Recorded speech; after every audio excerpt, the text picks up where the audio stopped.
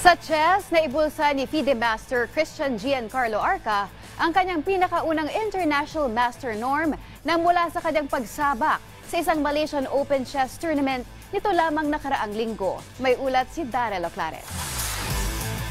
Matapos makapagtala ng kabuuang 6 na puntos, matagumpay na nakuha ni FIDE Master Christian Giancarlo Arca ang kanyang pinakaunang international master norm sa 18th IGB Dato Arthur Tan Malaysian Open Chess Championships na ginanap mula August 24 hanggang September 3. Tinalo ni Arca sina IM Ameya Odi mula sa India sa ika-4 na round, IM Gilbert Elroy Tarigan mula sa Indonesia sa ika-6 na round at si candidate Master Jun Ying Tan ng Malaysia sa huling round para masungkit ang international master norm. Nagtapos si Arca sa ika-11 pwesto katablang 16 pang wood pushers mula sa 34 titled players na lumahok sa standard chess tournament na inorganisa ng Malaysian Chess Federation.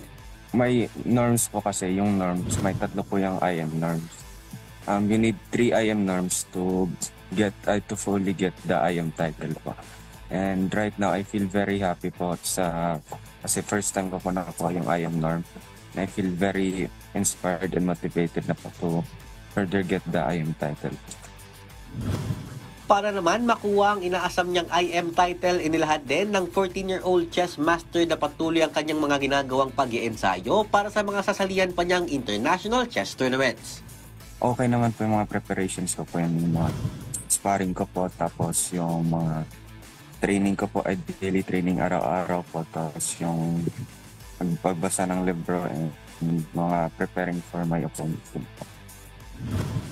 Nangatakda namang sumabak si Arca sa FIDE World Youth Chess Championships 2023 na gaganapin mula November 12 hanggang 25 sa Montesilvano, Italy. Darrell Oclares, PTV Sports.